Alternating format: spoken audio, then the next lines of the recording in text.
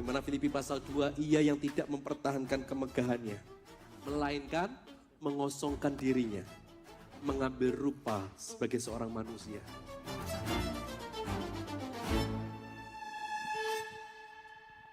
Shalom, selamat sore semuanya. Shalom.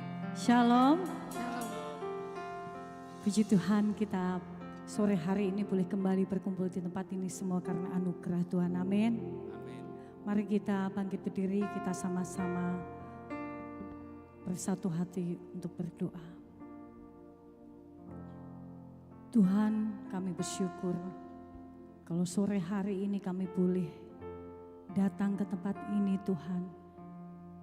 Untuk kami boleh membawa korban pujian syukur kami yang terbaik untuk Engkau. Kami serahkan ibadah sore hari ini hanya ke dalam tangan kuasa-Mu. Dari awal pertengahan hingga akhirnya kami percaya kuasa-Mu ada di tempat ini Tuhan. Hadirat-Mu ada di tempat ini.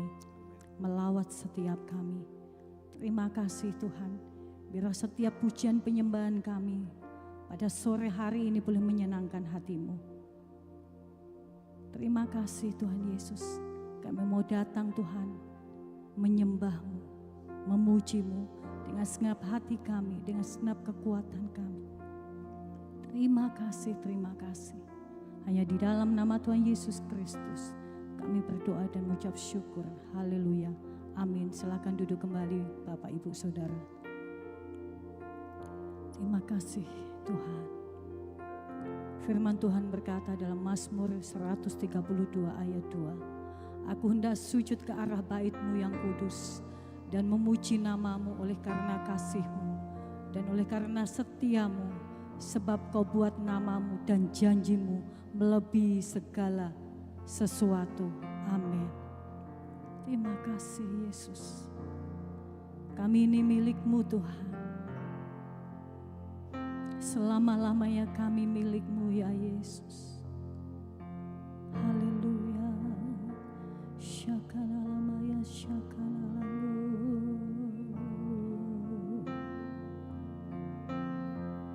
Ya Yesus. Terima kasih. Tuhan Engkau mendengar seruan hatiku dan keluhku tak tersembunyi bagimu.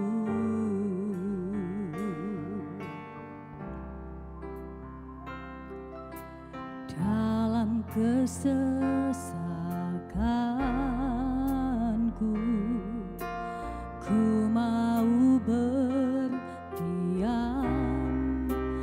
dan berharap padamu.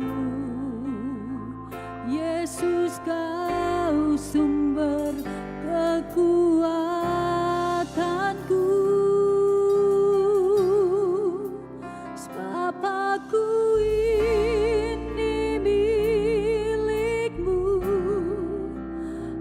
Aku di dalam hati-Mu, kasih setia-Mu yang menghidupkan aku.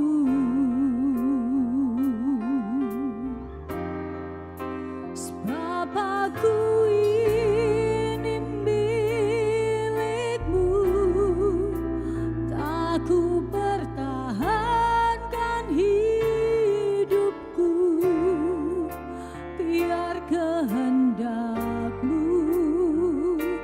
kerjakanlah dalamku.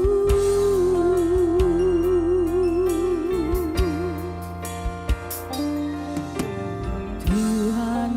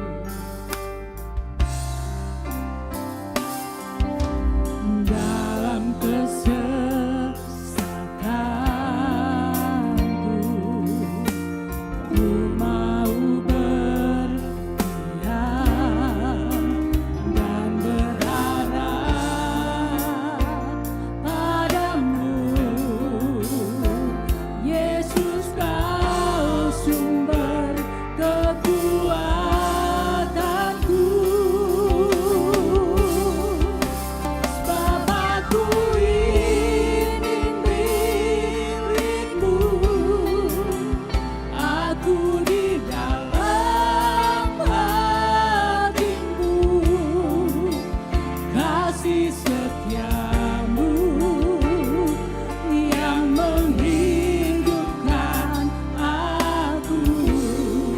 Sebab aku milikmu, sebab aku ini milikmu. Aku pertahankan hidupku, biar kehendakmu kerjakanlah dalamku. Sebab aku ini milikmu, aku di dalam hatimu, kasih setiamu yang menghidupkan aku. Sebab aku ini milikmu, aku pertahankan hidupku, biar kehendakmu kerjakanlah dalamku. Jemaat katakan, sebab aku ini milikmu, aku di dalam hatimu, kasih setiamu yang menghidupkan aku. Amin. Haleluya. Sebab aku ini milikmu, aku pertahankan hidupku, biar kehendakmu kerjakanlah dalamku. Lebih sungguh-sungguh lagi katakan, sebab aku milikmu. Sebab aku ini milikmu. Ya Yesus, aku di dalam kami milikmu Tuhan. Hatimu. Dulu, sekarang, dan selama-lamanya kami milikmu Tuhan. Kasih-Mu Tuhan Yesus yang memulihkan hidup kami. Haleluya. Sebab kami milikmu. Sebab aku ini milikmu, aku pertahankan hidupku, biar kehendakmu kerjakanlah dalamku.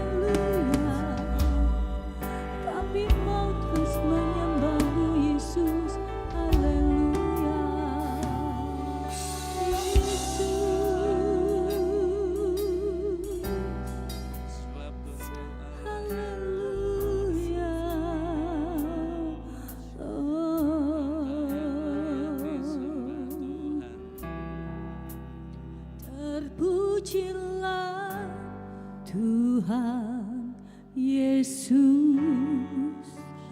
ditinggikan di atas pujian, dari dalam lubuk hatiku ku sujud dan berterima kasih.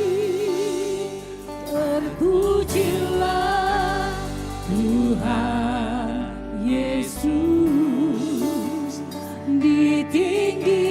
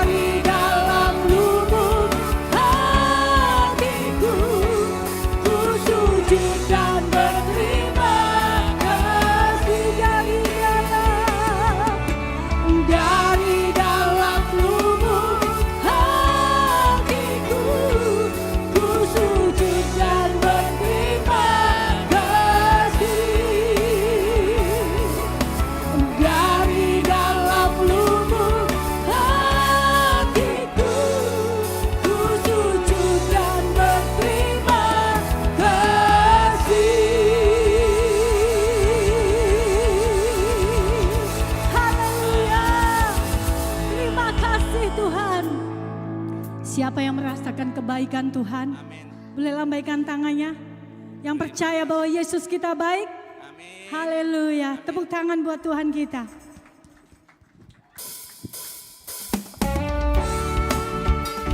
Mari kita masuk hadirat-Nya. Kita bawa hati yang bersyukur.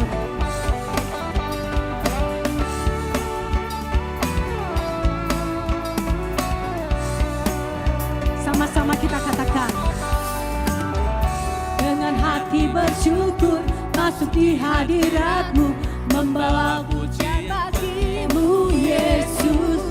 Ku memandang wajah-Mu, bersuka di depan-Mu, sambil menceritakan kasih-Mu. Ku mengangkat tanganku, bersorak-sorai bagi kebaikan-Mu. Engkau baik, sangat baik, kasih setiamu tak pernah berubah. Engkau baik, sangat baik, kasih setiamu tak pernah berubah.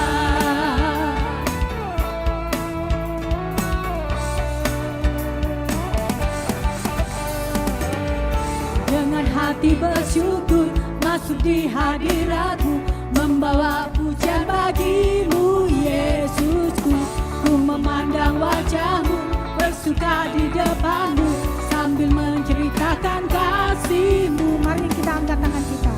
Ku mengangkat tanganku, bersorak-sorai bagi kebaikan-Mu. Engkau baik, sangat baik, kasih setiamu tak pernah berubah. Engkau baik, sangat baik, kasih setiamu tak pernah berubah. Engkau baik, sangat baik, kasih setiamu tak pernah berubah. Engkau baik, sangat baik, tak pernah berubah. Katakan jemaat yang merasakan kebaikan Tuhan. Katakan engkau baik. Engkau baik, sangat baik, kasih setiamu tak pernah berubah. jempolnya boleh sama-sama di atas kepala. Baik, sangat baik, Kasih setiamu. Sekali lagi katakan. Engkau baik, sangat baik, kasih setiamu tak pernah berubah.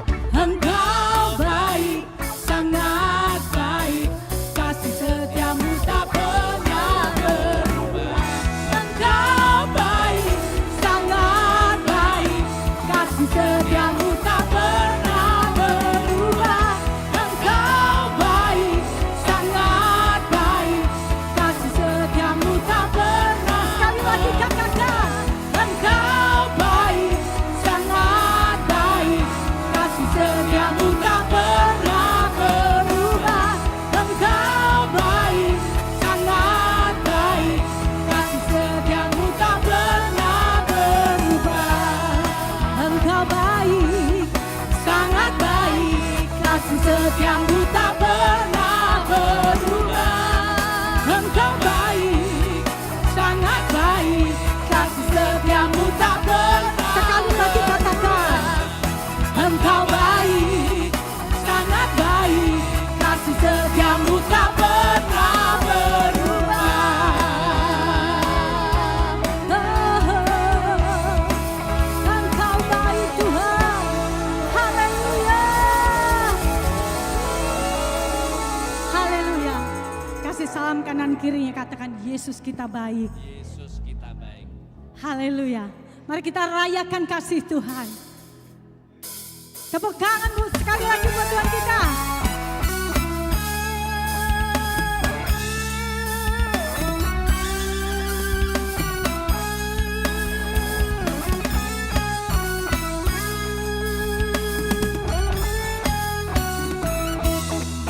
Sama-sama di atas kepala, tepuk tangan. Hey. Katakan sama-sama. Tuhan baik di dalam hidupku, selalu setia di sepanjang hidupku.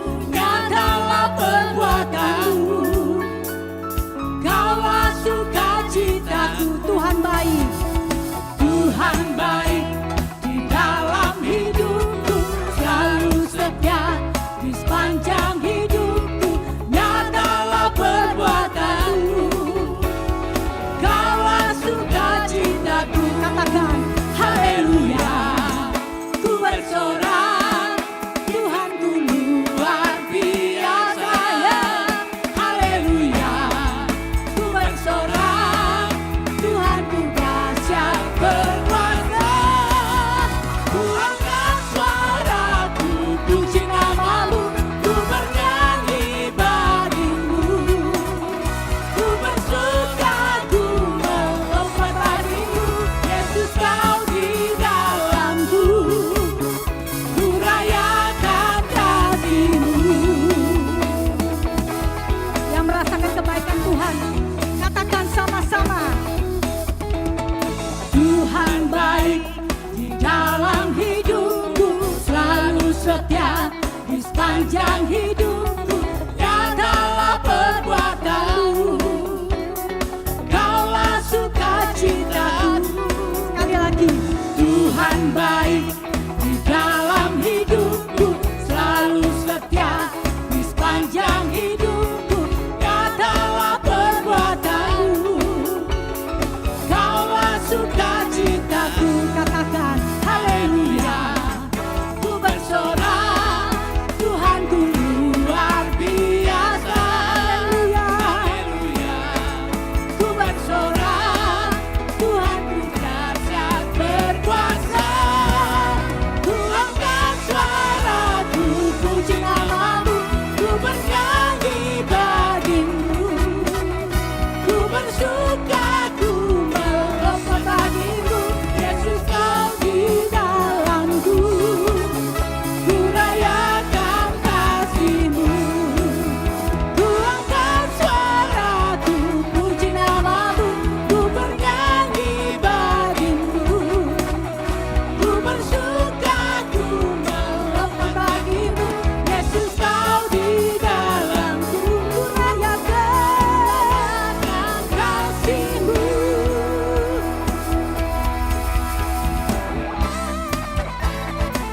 Haleluya, mari kita menyanyi buat Tuhan.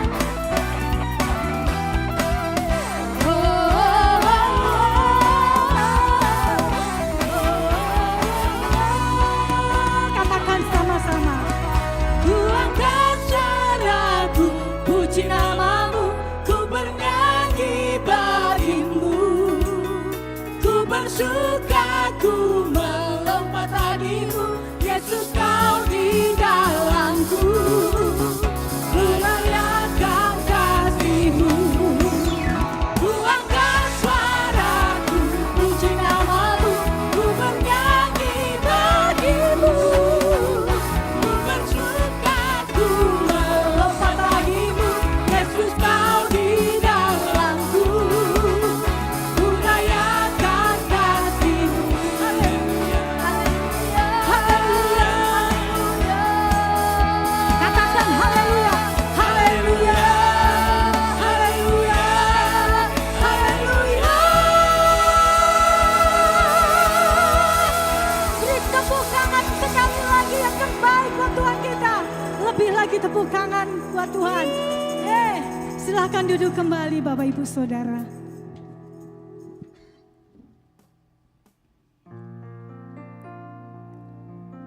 Terima kasih Tuhan. Dalam masa-masa penantian kami mau terus memandang janji-janji-Mu Tuhan.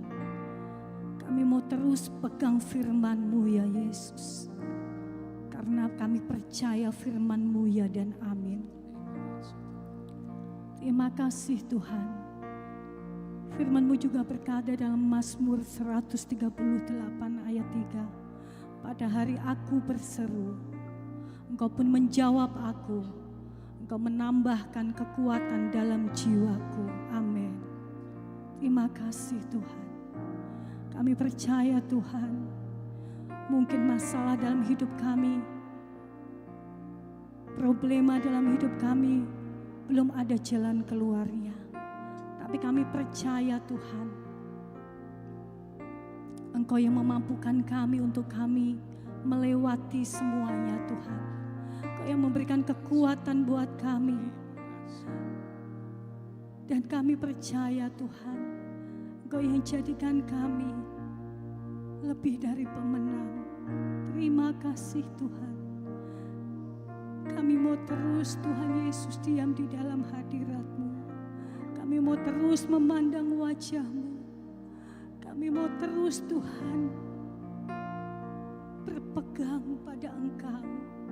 Terima kasih Tuhan, terima kasih. Haleluya. Masa penantian, masa yang indah, walau tak mudah, namun ku mau bersabar. Bersama Tuhan semua akan indah. Bila ku tak mampu, Tuhan yang mampukan. Kuasanya sempurna, mampukan ku dapat bertahan. Bersama Tuhan semua akan indah. Ku kan tetap menabur dalam masa penantian, walau penuh air mata, namun ku takkan menyerah. Perjuanganku kan jadi tuaian indah. Tuhan memampukan, aku pasti menang.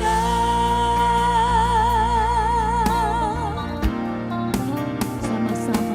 Masa penantian, masa yang indah, walau tak mudah, namun ku mau bersabar.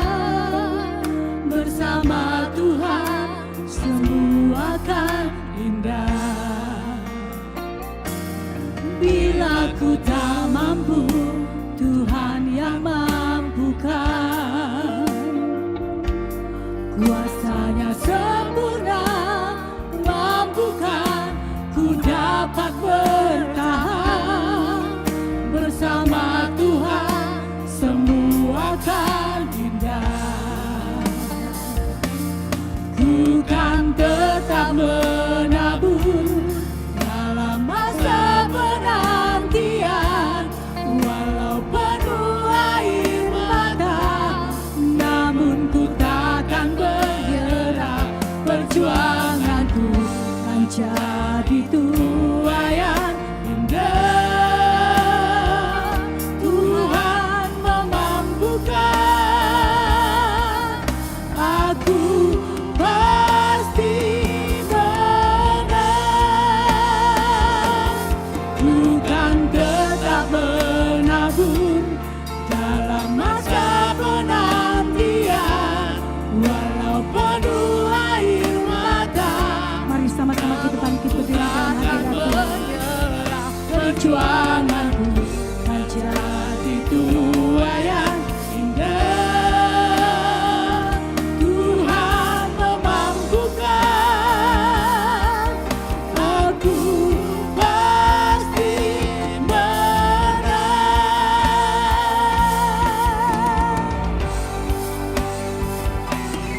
Bukan tetap menabur dalam masa penantian,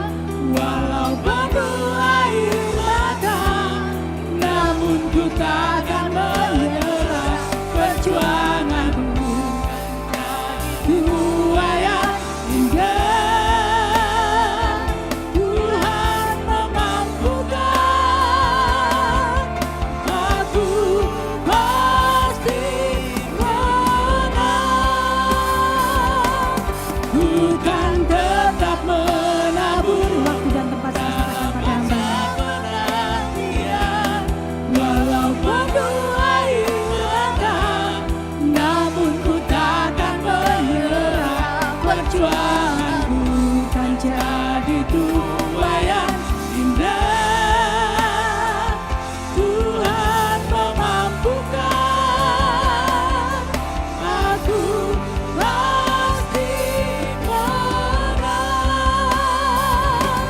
Bukan tetap menabung dalam masa penantian, walau penuh air mata, namun ku takkan menyerah. Perjuanganku kan jadi tuayan indah.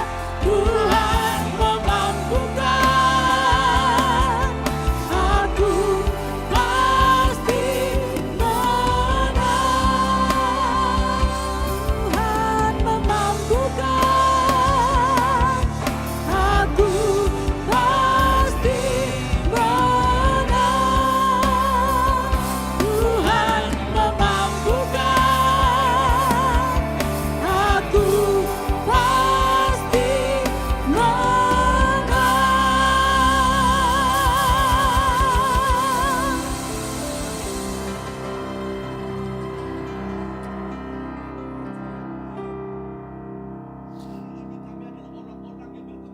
Amin.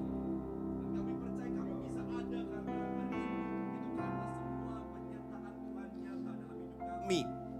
Oleh sebab itu kuasai hati kami, kuasai hidup kami malam ini. Sebab kami butuh Tuhan, kami butuh suaramu, kami butuh tanganmu, kami butuh hatimu. Sebab itulah yang memampukan kami bisa bertahan sampai hari ini.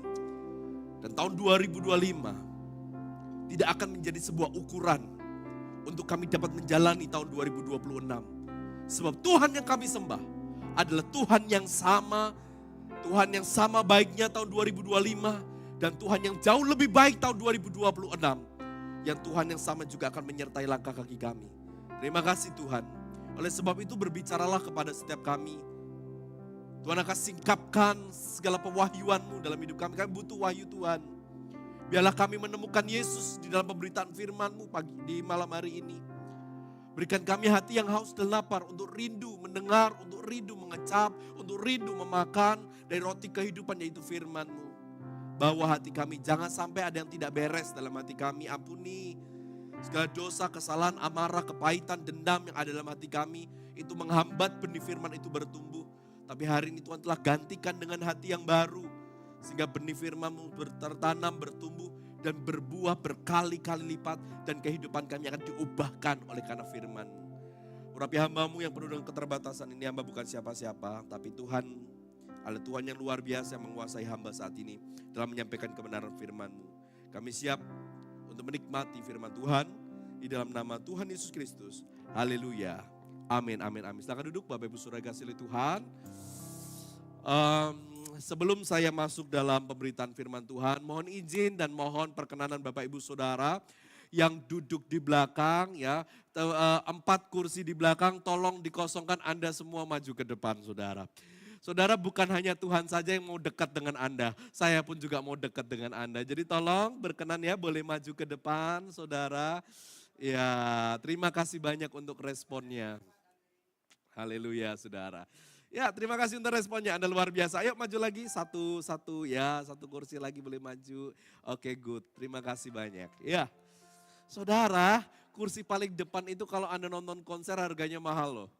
Ya, harganya itu bisa 4 kali lipat. Masa di gereja yang nggak dikasih tiket untuk Anda harus beli, Ada malah pilih kursi paling belakang.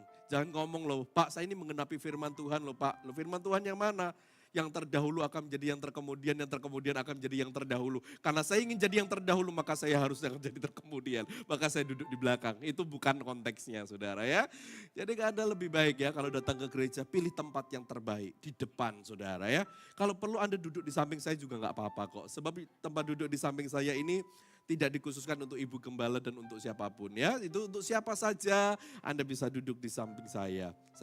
Buru-buru kalau Anda mau menyampaikan firman Tuhan, gantikan saya, itu jauh lebih baik Saudara. Ya baik, Kita akan masuk dalam pemberitaan firman Tuhan. Saya berdoa firman Tuhan di malam hari ini akan menjadi berkat bagi kita. Sebelum kita masuk dalam pemberitaan firman Tuhan tadi pagi, saya lupa melakukan ini, tapi malam ini ayo kita bersama-sama taruh tangan kita di dada. Semuanya saya mau lihat semua taruh tangan kita di dada. Oke, saudara, hari ini kita mau sepakat bersama-sama dengan kesadaran, dengan kerinduan. Katakan bersama-sama, hari ini saya mau mendengar suara Tuhan. Tuhan Yesus, berbicaralah kepada saya. Amin, amin, amin, amin. Ya saudara, kita akan masuk dalam pemberitaan firman Tuhan. Untuk mendasari pemberitaan firman Tuhan yang akan saya bawakan di malam hari ini, adalah sebuah tema yang menjadi sebuah pergumulan saya. Ketika pada waktu itu saya sedang ada di teras, ya, saya bergumul, Tuhan, hari ini firman-Mu mau bawa kemana? Tuhan mau bawa kemana pengajaran daripada gereja ini? Ya. Dan ada satu nats yang Tuhan boleh bukakan ketika saya merenungkan Tuhan kau ingin bawa kemana. Maka nats itu saya dapati di dalam kitab Ibrani, saudara. Yuk kita buka bersama-sama. Ya, Ibrani pasal yang ke 12 ayat yang kedua. Ibrani 12 ayat yang kedua. Ya, ada boleh lihat di depan. Kita baca bersama-sama ya. Dalam hitungan yang ketiga. 1, 2, 3. Marilah kita melakukannya dengan mata yang tertuju kepada Yesus. Yang memimpin kita dalam iman dan yang membawa iman kita itu kepada kesempurnaan. Yang dengan mengabaikan kehinaan tekun memikul salib, ganti sukacita yang disediakan bagi Dia yang sekarang duduk di sebelah kanan tahta Allah. Saudara, saya yakin tujuan gereja pada akhirnya, ending, bukan tujuan ya, mohon maaf, ending daripada gereja pada akhirnya, bahwa gereja Tuhan, jemaat Tuhan, pada akhirnya akan duduk bersama-sama dengan Tuhan, memerintah di surga. Katakan amin. Ya saudara. Tapi untuk bagaimana kita dipermuliakan seperti Yesus duduk di sebelah kanan Allah Bapa, masih begitu banyak proses yang harus kita lewati. Maka dalam bulan pertama ini, saya ingin kita berfokus kepada marilah kita melakukannya dengan mata yang tertuju kepada Yesus. Selama 1 bulan ini, kita akan belajar bagaimana kita membawa pandangan kita, bagaimana kita membawa mata kita untuk memandang Yesus, saudara. Sebab ketika kita memandang Yesus, ini akan menjadi suatu hal yang penting untuk kita dapat berjalan di tahun 2026. Saudara, tahun 2026 tidak akan menjadi tahun yang jauh lebih baik dibandingkan tahun 2025. Sekali lagi, saya mau katakan, tahun 2026 tidak akan menjadi tahun yang lebih baik daripada tahun 2025. Dan berkali-kali saya katakan doa yang tidak akan pernah dijawab oleh Tuhan adalah ketika kita berdoa meminta segala sesuatu menjadi lebih baik. Sebab ketika kita berdoa demikian dan Tuhan menjawab doa itu, maka doa itu bertentangan dengan firman-Nya yang mengatakan bahwa hari-hari ini akan semakin jahat. Firman Tuhan berkata hari ini akan semakin jahat. Anda mau doa puasa, Anda mau doa selama seminggu full, tidak putus-putus, itu tidak akan pernah mengubah keadaan menjadi jauh lebih baik. Lah terus doanya bagaimana Pak? Doa yang dijawab oleh Tuhan. Doa yang dijawab oleh Tuhan adalah demikian. Tuhan, mampukan aku untuk melewati hari-hari yang akan semakin jahat ini. Kuatkan aku dan sertai aku untuk aku berjalan di dalam hari-hari yang jahat ini. Dan itu adalah doa yang dijawab oleh Tuhan. Maka penyertaan tanpa kita menyadari dan tanpa kita memandang Tuhan, maka kita akan selalu berjalan sendiri. Sekali lagi dengarkan saya. Sebuah penyertaan tanpa kita menyadari dan tanpa kita memandang Tuhan, maka kita akan selalu berjalan sendiri. Saudara, pengkhotbah boleh khotbah sampai satu tema tentang penyertaan Tuhan selama 1 tahun. bahwa Tuhan beserta dengan engkau, bahwa Tuhan berjalan dengan engkau, bahwa Tuhan ada bersama-sama dengan engkau. Tetapi selama kita tidak pernah melihat Tuhan, maka kita tidak akan pernah merasakan penyertaan Tuhan. Maka betul dalam Ibrani 12 ayat 2, sebelum, apa ini? Kaget saya. Maka betul sebelum Ibrani pasal 12 ayat 2, sebelum engkau mengalami penyertaan Tuhan, sebelum engkau dimuliakan bersama dengan Tuhan, yang pertama adalah bagaimana kita memandang Yesus dalam kehidupan ini. Memang mungkin ketika kita berbicara tentang mata yang memandang, mata yang tertuju, berbicara mata, mungkin kita memandang ini hal yang remeh, mata ya sebagai organ tubuh untuk melihat. Tapi ternyata saudara, ketika saya belajar tentang mata, mata adalah sebuah dasar sebagai pengajaran yang harus kita pelajari bersama-sama di sore hari ini. Jadi pembukaannya sama saudara. Tapi nanti pembahasan poinnya saya akan bawa untuk hal yang berbeda. Karena hal ini harus kita pelajari bersama-sama. Saudara, ada dua tindakan Allah yang berulang-ulang Alkitab tulis sejak permulaan firman-Nya. Sekali lagi, ada dua hal yang berulang-ulang Allah lakukan dan Alkitab tulis itu sejak permulaan firman-Nya. Yaitu apa? Yang pertama, bahwa dalam kitab Kejadian, permulaan firman dikatakan Allah menciptakan segala sesuatu dengan firman-Nya. Allah berfirman jadilah terang, Allah berfirman jadilah langit, Allah berfirman jadilah daratan, Allah berfirman jadilah burung di udara, benda-benda penerang, Allah berfirman jadilah ikan-ikan di lautan. Maka kita bisa melihat tindakan Allah yang pertama bahwa Allah kita adalah Allah yang berfirman. Katakan firman. Allah kita adalah Allah yang berkata-kata, katakan kata-kata. Saudara, Allahmu bukan Allah yang bisu, Allahmu bukan Allah yang diam saja. Kalau hari ini ketika engkau berdoa Allah belum jawab, memang itu belum waktunya Tuhan untuk menjawab segala doa-doamu. Tapi percayalah Allah bukan Allah yang mati. Sampai detik ini Allahmu masihlah Allah yang tetap berkata-kata dan tetap berfirman. Dan ketika ia berfirman, maka firman itu ya dan amin terjadi dalam hidup kita. Dan tindakan kedua yang diulang-ulang dalam kitab Kejadian adalah Allah melihat. Saya catatkan di sini saudara, gambar dan rupanya. Di sini saya itu rasanya mau nangis sama Tuhan. Di sini saya itu rasa-rasanya diberkati banget dengan Tuhan. Kenapa saudara? Kok saya mikir begini loh, Tuhan ketika segala sesuatunya itu kau ciptakan baik dan kau lihat itu baik sempurna. Baru engkau ciptakan manusia. Seakan-akan Tuhan tuh ingin ngomong begini loh, manusia itu diciptakan untuk menikmati kebaikan Tuhan. Manusia itu diciptakan melihat dari sudut pandang Allah dan melihat segala sesuatu itu baik. Manusia nggak diciptakan ketika segala ciptaan itu setengah jadi. Manusia nggak diciptakan ketika daratan sudah jadi, tapi burung di udara belum ada, ikan-ikan di lautan belum ada, matahari, bintang, bulan belum ada. Baru manusia diletakkan di daratan yang kosong. Tidak saudara. Alkitab tulis manusia ditempatkan di sebuah taman Eden, taman Allah, taman yang indah. Di sini Tuhan itu ciptakan kita untuk melihat kebaikan Tuhan. Katakan amin. Tuhan menciptakan manusia untuk melihat segala hal yang baik. Tapi pertanyaannya hari ini, saya mau tanya jujur dari hatimu. Yang kau lihat hari-hari ini, segala hal yang baik atau segala hal yang buruk? Jujur saudara. Kita buka mata saja. Buka koran kalau Anda masih langganan koran. Saya mau tanya saudara, apakah di koran itu berita baik atau berita buruk? Ketika kita buka mata, ternyata gak semuanya baik Tuhan. Ketika saya buka mata, saya lihat keadaanku gak baik. Ketika saya buka mata, saya lihat bisnisku gak baik. Ketika saya buka mata, saya lihat keadaan negaraku gak baik Tuhan.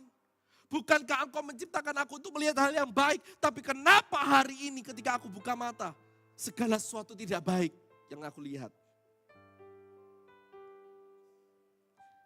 Maka saya muncul sebuah pertanyaan. Apa yang terjadi dengan melihat?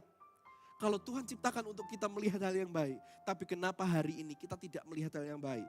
Apa yang terjadi dengan mata? Apa yang terjadi dengan melihat, saudara? Maka coba lihat Kejadian 3 ayat 6. Ini hal yang dasar yang harus kita pelajari bersama-sama. Kita harus pahami bersama-sama. Kejadian 3 ayat 6. Ya, perempuan itu melihat bahwa buah pohon itu baik. Perempuan itu melihat bahwa buah pohon itu baik. Pohon apa Bapak Ibu Saudara? Pohon pengetahuan baik dan jahat. Sebuah pohon yang dilarang oleh Allah untuk bahkan manusia dekati pohon itu. Apalagi menyentuhnya, bahkan memakannya. Tapi coba kita melihat perempuan ini datang kepada pohon itu dan melihat bahwa pohon itu baik. Baik untuk apa? Baik untuk dimakan. Sedap kelihatannya. Lagi pula pohon itu menarik hati karena memberi pengertian. Lalu perempuan itu mengambil daripada buahnya dan dimakannya dan diberikan juga kepada suaminya. Saudara, inilah yang menjadi problem. Ini yang menjadi sebuah masalah. Ketika manusia melihat itu baik, baik bukan dari sudut pandangnya matanya, bukan dari sudut pandangnya Tuhan, tapi dari sudut pandang siapa? Dari sudut pandang wanita, dari sudut pandang perempuan itu, daripada sudut pandang manusia, saudara. Tuhan lihat pohon itu buruk, Tuhan lihat pohon itu jahat. Tetapi bagi manusia, enggak baik kok Tuhan. Enak kok dinikmati, sedap kok dilihat, memberikan pengertian. Aku mau makan, ini yang menjadi problem. Pada akhirnya, manusia melihat sesuatu bukan dari sudut pandang Tuhan, tapi dari sudut pandang kita dan kita merasa bahwa itu baik, padahal bagi Tuhan belum tentu baik. Ini jadi problem. Banyak orang berpikir bahwa minum-minum itu baik. Oh, itu kan melepaskan saya dari tekanan emosional dan masalah, Pak. Itu baik. Tapi bagi Tuhan tidak baik karena Tuhan tahu endingnya itu seperti apa. Anda berpikir, oh rokok itu baik untuk melepas stres, Pak. Ya, sehingga pada akhirnya ke Tuhan gak baik nak ngerokok itu, tapi kau tetap ngerokok. Pada akhirnya ketika engkau gak punya rokok, engkau jadi stres. Padahal engkau berpikir rokok pelepas stres, tapi ketika gak ada rokok, jadi stres. Ya saudara. Jadi terkadang kita ini gak bisa melihat apa yang Tuhan anggap baik. Karena sudut pandang kita ini yang menjadi masalah. Karena terjadi yang namanya pergeseran dari sudut pandang kita. Ketika mata mereka tidak lagi fokus kepada Allah, maka mereka sudah mulai mengalami yang namanya ketakutan, kekhawatiran karena pergeseran cara pandang ini. Anda masih ingat cerita Petrus yang jalan di atas air, saudara? Bagaimana pada waktu itu para murid sedang berlayar di danau Tiberias. Pada waktu itu di tengah malam angin sakal sedang menghantam kapal itu. Kapal itu terombang-ambingkan. Tapi di tengah-tengah badai mereka melihat ada seseorang yang berjalan di atas air. Lalu para murid berkata, itu hantu. Mereka ketakutan, saudara. Tetapi Yesus berkata dari kejauhan dan berkata, ini bukan hantu, ini aku. Kata aku merujuk kepada kata YHWH di dalam kitab Keluaran, saudara. Keluaran pasal 6. Akulah aku, Yahweh. Dan Yesus pada waktu itu memperkenalkan dirinya, akulah aku. Dan ini sudah melekat kepada benak orang Yahudi bahwa akulah aku ini merujuk kepada Allah pencipta langit dan bumi. Maka Petrus berkata, jika engkaulah Allah pencipta langit dan bumi, suruhlah aku jalan di atas air. Maka pada waktu itu Petrus berjalan di atas air. Petrus bisa jalan di atas air? Bisa. Ketika ia memandang Yesus. Ketika ia melihat Yesus. Ini mata spiritualnya yang berjalan, saudara. Tetapi ketika matanya tergeser, pandangannya tergeser saudara. Dia melihat keadaan, dia melihat badai, dia melihat angin, dia melihat ombak. Mulai ketakutan. Sehingga ketika ketakutan itu muncul, Petrus semakin tenggelam, dan tenggelam. Makanya hati-hati loh saudara. Jangan pernah berpikir bahwa ketakutan itu hanyalah sebuah perasaan yang biasa saja. Ketika engkau menjalani hidup ini dengan ketakutan, ada yang salah dengan cara pandangmu. Katakan cara pandang. Berarti matamu telah tergeser, bukan tertuju kepada Yesus, tetapi kepada keadaanmu, kepada situasimu, kepada masalahmu. Sehingga engkau merasa takut, merasa khawatir. Tapi hari ini saudara, saya mau ajak kita untuk kembali memulihkan cara pandang kita. Yang tadinya tergeser, melihat kepada diri sendiri, melihat kepada keadaan. Hari ini kita geser kembali. Seperti melihat apa yang Tuhan mau dalam hidup kita. Amin saudara. Ya coba kita buka dalam 2 Korintus 5 ayat yang ke-7. 2 Korintus 5 ayat yang ke-7.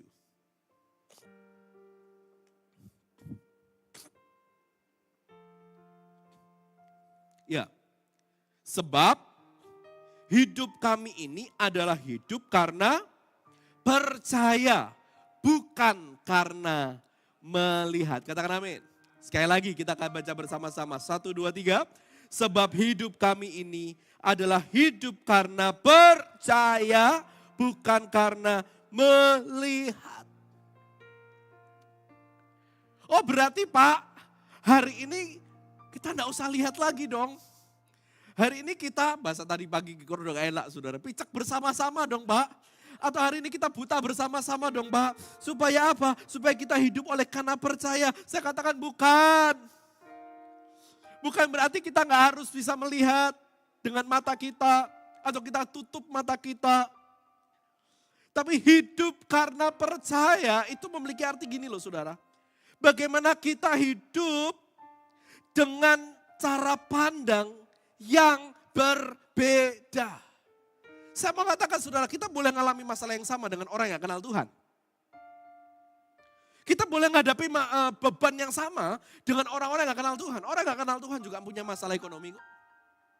Orang yang percaya sama Tuhan, siapa di sini gak punya masalah ekonomi? Orang gak kenal Tuhan juga punya masalah keluarga kok. Saya mau tanya di sini, siapa yang orang anak Tuhan di sini gak punya masalah keluarga? Orang gak kenal Tuhan juga punya masalah masa depan, mereka ragu. Saya jamin juga anak-anak Tuhan pun juga mengalami masalah yang sama. Tetapi yang berbeda adalah dengan orang di luar sana adalah bagaimana kita memiliki cara pandang yang berbeda. Ketika kita melihat sebuah masalah yang terjadi dalam kehidupan kita. Maka pertanyaannya bagaimana kita melihat dengan percaya. Gimana Pak caranya supaya mata saya tidak hanya melihat keadaan, mata saya tidak melihat diri sendiri. Bagaimana saya bisa melihat dengan percaya? Ayo kita buka bersama-sama seperti ayat yang menjadi acuan kita tadi pagi. Di dalam Efesus 1 ayat 17 dan 18. Efesus pasal 1 ayat 17 dan 18. Dan meminta kepada Allah Tuhan kita Yesus Kristus yaitu Bapa yang mulia itu. Supaya ia memberikan kepadamu roh hikmat dan wahyu. Untuk mengenal dia dengan benar. 18. Dan supaya ia menjadikan mata hatimu terang. Agar kamu mengerti pengharapan apakah yang terkandung dalam panggilannya. Betapa kayanya kemuliaan. Bagian yang ditentukannya bagi orang-orang kudus. Ayat 18 perhatikan baik-baik dan supaya ia menjadikan mata hatimu apa saudara? Terang. Dia ingin kita memiliki mata hati yang terang saudara. Dan ini yang menjadi poin kita, menjadi pembahasan kita dalam khotbah di sore hari ini. Dalam cara pikir modern, mata itu seringkali hanya dianggap sebagai alat untuk melihat. Sedangkan hati seringkali dianggap sebagai pusat emosi seseorang. Tetapi saudara, dari sudut pandang kekristenan atau dari sudut pandang Yahudi, mata tidak bisa dipisahkan dari hati. Makanya ada istilah apa tadi dalam Efesus pasal 8 tadi boleh dimunculkan? Efesus pasal 1 ayat 18. Dan supaya ia menjadikan mata hatimu terang. Bagi konteks orang Yahudi, mata dan hati itu tidak bisa dipisahkan. Maka ada lagu, ya lagunya apa? Buka mata hatiku, buka mata hatiku, biar ku memandangmu, biar ku memandangmu. Ya saudara, refnya gimana itu? Saya ingatnya bahasa Inggrisnya saudara. Ya, buka mata hatiku, biar ku memandangmu. Artinya gini loh saudara, kita tidak akan pernah bisa memandang Tuhan tanpa hati yang beres di hadapan Tuhan. Ya, kita tidak akan pernah bisa memandang Tuhan tanpa hati yang beres. Kenapa? Apa yang dilihat mata akan membentuk apa yang diinginkan oleh hati. Apa yang dibiarkan mata nikmati itu akan menentukan arah batin dan kehidupan kita. Itulah sebabnya Alkitab tidak pernah memisahkan antara penglihatan dan ketaatan. Alkitab juga tidak pernah memisahkan antara penglihatan dan iman. Alkitab juga tidak pernah memisahkan antara penglihatan dan kejatuhan. Sebab penglihatan mata itu penting untuk menentukan seperti apa hati kita. Ya saudara, maka ada firman Tuhan katakan apa saudara? Jika matamu jahat, ya, maka hatimu gelap. Di mana itu? Matius 6, coba yuk kita buka bersama-sama. Matius 6 ayat 22 sampai 23. Matius pasal 6 ayat 22 dan 23. Mata adalah pelita tubuh. Jika matamu baik, teranglah seluruh tubuhmu. Jika matamu jahat, gelaplah seluruh tubuhmu. Jadi jika terang yang ada padamu gelap, betapa gelapnya kegelapan itu. Jadi pentingnya untuk kita mengatur mata kita, mengatur cara pandang kita, sehingga itu menentukan hati. Dan ini tidak bisa dipisahkan. Dan hati kita juga akan menentukan cara pandang kita. Ini menjadi satu kesatuan yang kompleks saudara. Apa yang kita lihat menentukan hati kita. Dan apa yang ada di dalam hati kita menentukan cara kita melihat. Satu pribadi dalam Alkitab yang betul-betul menjaga matanya itu adalah Ayub saudara. Ayub berkata, aku meletakkan aturan kepada mataku. Artinya apa yang dilihat Ayub itu menjaganya dengan baik-baik. Bahkan Daud pun itu juga tidak bisa jaga matanya. Betul gak saudara? Bagaimana ketika Daud santai-santai di teras kerajaannya. Ya saudara, dia lihat seorang wanita cantik sedang mandi. Bukannya dia berpaling tapi justru menikmati saudara. Sehingga pada akhirnya apa? Daud jatuh ke dalam dosa. Dimulai dari mata, diakhiri dengan pembunuhan seorang suami. Loh betul enggak? Dimulai dari mata? Mata. Ketika mata ini sudah tercemar, melahirkan keinginan. Keinginan melahirkan perbuatan dosa. Sama seperti Hawa tadi. Ketika dia lihat buah itu, muncul keinginan sebab baik untuk dinikmati. Ketika keinginan ini dibuai, maka muncul perbuatan. Maka mengendalikan mata itu penting sekali saudara. Kenapa itu penting? Coba. Yang pertama, Tuhan melatih mata rohani agar kita dapat menafsirkan realitas yang benar. Ya.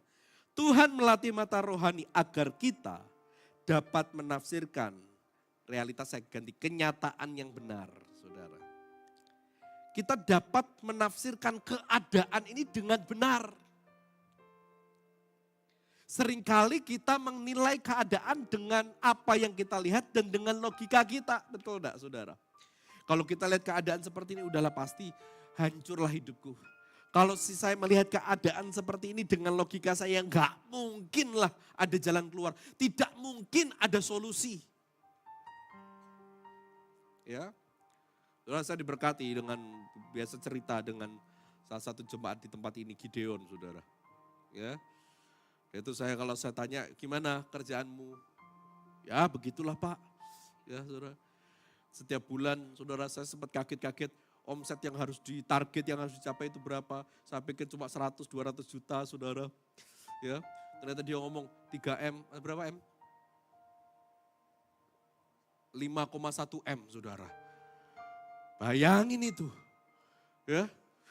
Hah 5,1 M? Itu harus yang kamu dapatkan dalam 1 bulan. Iya Pak, bisa. Ya buktinya bisa tuh. Ya saudara. Oh kita mikir, aduh. Wah, dengan cara gimana mau diotak-atik ini gimana. Sampai dia ngomong, wah target kadang gak nyampe Pak. Tapi ada saja cara untuk Tuhan tolong sehingga pada akhirnya semuanya itu terpenuhi. Kalau kita mentafsirkan keadaan dengan cara pikir kita, dengan bagaimana kita melihat, maka kita akan katakan itu mustahil, itu gak mungkin kita bisa lewati itu. Tapi coba kita belajar dari sebuah kisah dalam 2 Raja-Raja 6 ayat 15 sampai 17. 2 Raja-Raja 6 ayat 15 sampai 17. Ini sebuah kisah tentang Elisa dengan bujangnya. Saya sedikit cerita ya. Pada waktu itu Elisa dan bujangnya ini sedang dikepung saudara. Dengan ribuan bahkan puluhan ribu tentara pada waktu itu. Dari berbagai macam sudut mereka dikepung. 2 orang dikepung ribuan, puluhan ribu prajurit. Kalau menjadi Elisa dan bujangnya, menurut Anda takut gak? Anda takut gak? Kalau saya mau tanya sama Anda, solusinya apa? Dikepung puluhan ribu, dan dia cuma Elisa dan bujangnya. 2 orang saja. Menurut Anda ada solusi untuk selamat gak? Kalau saya jadi mereka udah nyerah, gak ada solusi. Gak ada solusi. Mau ke depan ada tentara, mau ke belakang tentara, mau ke kanan dan ke kiri tentara. Maka Elisa dan bujangnya bernyanyi, kanan kiriku ada tentara, sekelilingku ada tentara. Gak ada solusi. Mungkin Elisa sama bujangnya matilah kita. Tapi coba kita lihat ayat 15. Ketika pelayan abdi Allah bangun pagi-pagi dan pergi keluar, maka tampaklah suatu tentara dengan kuda di kereta ada sekeliling kota itu. Wah, dikepung mereka. Lalu berkatalah bujangnya itu kepadanya, celaka tuanku. Apakah yang akan kita perbuat? Solusi apa yang harus kita buat? Tapi 16 katakan apa? Jangan takut. Sebab lebih banyak yang menyertai kita daripada yang menyertai mereka. Anda baca seru banget cerita ini, saudara. Jangan takut, sebab lebih banyak yang menyertai kita daripada yang menyertai mereka. Lalu bujangnya ngomong, mana? Gak ada, kita cuma berdua. Apa yang dilakukan oleh Elisa? Elisa berdoa sama Tuhan. Tuhan, bukalah kiranya matanya supaya ia melihat. Supaya ia melihat kembali mata yang menjadi fokus. Maka Tuhan membuka mata bujang itu sehingga ia melihat. Tampaklah apa? Gunung itu penuh dengan kuda dan kereta berapi di sekeliling Elisa. Wow. Wow, saudara. Elisa mengatakan, seberapa besar masalahmu? Seberapa hebat tantangan yang kau hadapi hari ini?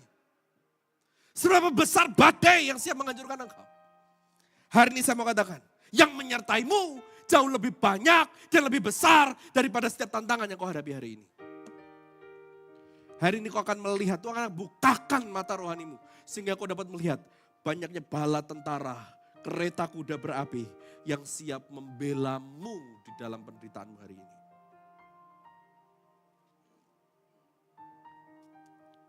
Sebenarnya dihadapi oleh Elisa dan bujangnya. Realitasnya masih sama. Jumlah prajuritnya gak berkurang. Setuju?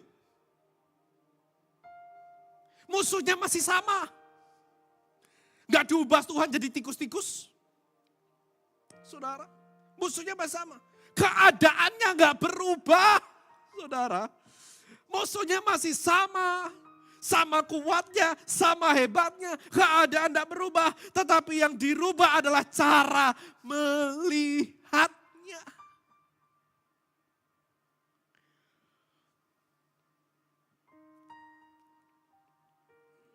Maka mata rohani tidak mengubah keadaan, saudara. Tetapi mengubah siapa yang kita lihat berdaulat atas keadaan kita hari ini. Bawa setiap kita saat ini. Jangan engkau menjadi lemah oleh karena keadaan. Ini dimulai dari apa, saudara? Ketika cara pandangmu memiliki cara pandang yang benar. Engkau memandang setiap janji Tuhan. Engkau memandang kebesaran Tuhan dalam hidupmu. Engkau percayai itu. Bahwa Tuhanmu adalah Tuhan yang hebat. Tuhanmu adalah Tuhan yang dahsyat. Engkau percayai itu. Maka itu akan menentukan hatimu. Dan hatimu akan menjadi hati yang kuat. Maka ketika Allah berkata Allah berkata kepada Yosua dalam kitab Yosua. 3 kali Allah berkata kepada Yosua, Yosua jangan takut dan tawar hati. Firman Tuhan juga berkata ketika engkau tawar hati maka kecillah kekuatanmu. Dan ini dibuktikan benar ketika bangsa Israel mau masuk ke tanah Kanaan. Diutuslah 12 pengintai. 10 pengintai mengatakan apa? Apa yang kami lihat? Mereka ini raksasa-raksasa. Sedangkan kita seperti belalang-belalang yang siap untuk dilahapnya. Tetapi Yosua dan Kaleb berkata, betul. Mereka raksasa. Tapi Yosua Kaleb berusaha menenangkan hati daripada orang-orang Israel. Tetapi kita maju dan kita pasti akan menang. Ini dilihat dari sudut pandang yang berbeda.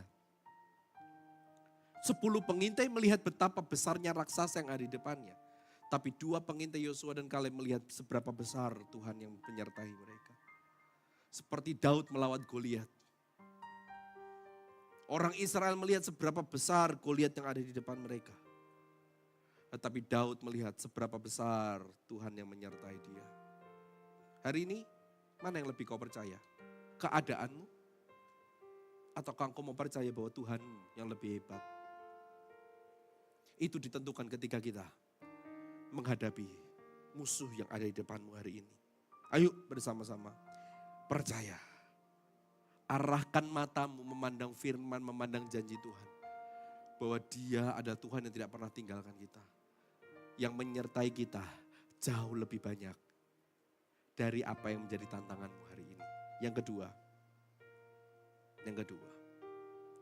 mata rohani terpelihara ketika firman menjadi lensa untuk hati kita. Sekali lagi, mata rohani terpelihara ketika firman menjadi lensa untuk hati kita. Bukan perasaan kita. Seringkali tadi ya saudara ya, kita mengukur keadaan dari perasaan kita, jangan. Justru firman harus sepakat dengan hati dan hati ini akan menjadi lensa untuk kita dapat memandang keadaan. Orang itu kalau hatinya sudah gak beres saudara. Dia pasti lihat keadaan itu pasti gak beres. Orang itu kalau hatinya udah gak suka sama seseorang. Apa yang dilakukan oleh orang itu juga pasti apa saudara? Tetap jelek di matanya. Ini loh. Maka yang tadi mata mempengaruhi hati. Maka yang kedua ini. Bagaimana hati kita ini akan menjadi lensa. Untuk bagaimana kita melihat. Ya. Maka hati-hati dengan hatimu. Amsal 4 ayat 23 di sana katakan apa? Jagalah hati dengan segala kewaspadaan karena disitulah terpancar kehidupan. Artinya apa? Bagaimana kondisi hatimu menentukan hidupmu. Siapa ingin hidupnya diberkati boleh lambaikan tangannya. Ada yang gak angkat tangan, dikutuklah hidupmu. Diberkati, udah tak angel leram suruh angkat tangan.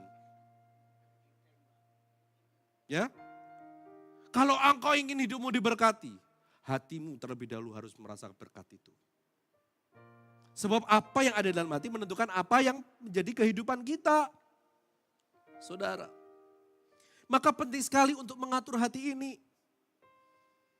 Yuk kita buka bersama-sama di dalam Matius pasal 6.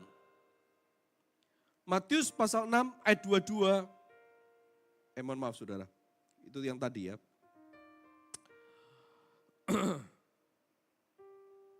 Yohanes 9. Yohanes 9. Ya. Yohanes pasal 9 ayat 1 sampai 3. Yohanes pasal 9 ayat 1 sampai 3. Kita lihat.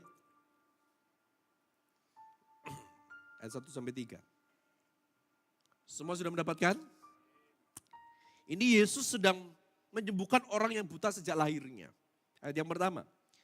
Waktu Yesus sedang lewat, ia melihat seorang yang buta sejak lahirnya. Murid-muridnya bertanya kepadanya, "Rabi, siapakah yang berbuat dosa? Orang ini sendiri atau orang tuanya? Sehingga ia dilahirkan buta." Jawab Yesus, "Bukan dia, bukan juga orang tuanya.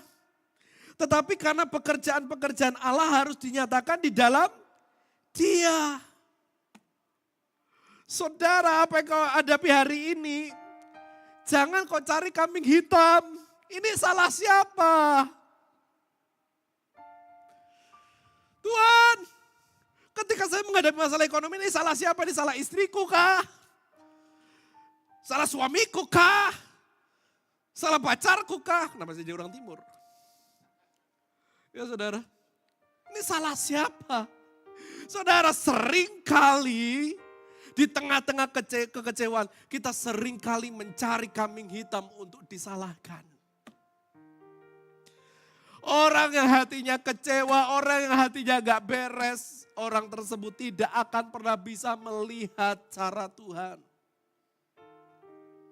Ada semua masih ingat tentang bagaimana ada orang lumpuh di kolam Bethesda? Cerita ini. Orang lumpuh yang sudah 38 tahun lumpuh. Kalau saya mau katakan, kalau Tuhan sudah pulihkan, dia pun sudah lupa cara untuk jalan. 38 tahun dia lumpuh. Dan Alkitab tulis dalam kitab Yohanes, kalau air dari kolam itu goncang, barang siapa yang masuk pertama kali ke dalam kolam itu, maka ia akan mengalami kesembuhan. Tetapi orang ini 38 tahun tidak bisa beranjak dari tempatnya. Dia mau bergerak, orang terlebih dahulu mendahului untuk masuk ke dalam kolam itu. Sehingga di dalam kekecewaan, keputusasaannya, Yesus datang ke sampingnya dan berkata, "Maukah engkau sembuh?" Tapi coba apa kata jawab orang ini, saudara? "Tuhan, ada begitu banyak orang yang ada di sampingku. Ketika kolam itu bergoncang, gak ada satupun yang mau membawa aku ke kolam itu." Di sini kita bisa melihat betapa kecewa dan hopelessnya, putus asanya orang ini dengan keadaannya. Setuju enggak? Dia berpikir solusi dalam masalahnya ada di kolam. Salah fokus. Padahal solusi dari masalahnya lebih dekat daripada kolam yang ada di depannya. Hari ini banyak orang nggak akan pernah bisa mengalami mujizat dalam hidupnya sebab salah fokus. Kita pikir mujizat terjadi kepada orang itu. Ketika ada jaminan, ketika saya punya uang, keadaanku akan menjadi lebih baik. Ketika segala sesuatunya ada jaminan di depannya. Dia lupa, dia salah fokus. Padahal jawaban dalam persoalannya jauh lebih dekat dari solusi yang dia pikirkan. Bahkan di sampingnya. Tapi Yesus pun dengan sabar dan berkata, "Nak, bangun, bangkit, angkatlah tilammu dan berjalanlah." Mujizat terjadi. Dalam kisah Alkitab juga ada, saudara. Seorang wanita yang sudah putus asa. Karena bertahun-tahun dia menikah namun tidak memiliki anak. Pada waktu itu ini keluarga yang sangat baik. Mereka adalah keluarga yang suka menyambut Elia hamba Tuhan. Bahkan keluarga ini menyiapkan tempat kamar untuk Elia. Ketika Elia lewat abdi Allah itu, maka ketika capek di perjalanan, maka keluarga ini akan menyediakan tempat untuk Elia beristirahat. Lalu Elia tanya, karena begitu baik keluarga ini, Elia tanya sama keluarga ini, apa sih yang bisa aku bantu untuk keluargamu? Istrinya jawab, udahlah enggak perlu, kami tidak memiliki anak. Ya. Lalu Elia ngomong begini, jadilah apa yang kau ingini dan sebentar lagi kamu akan memiliki anak. Anda lihat respon dari wanita ini bukan puji Tuhan, bukan. Wanita ini ngomong apa? Jangan sekali-kali kamu ngomong segala sesuatu yang lantur. Jangan kamu tipu-tipu saya. Saya sudah doa, jawaban Tuhan gak ada.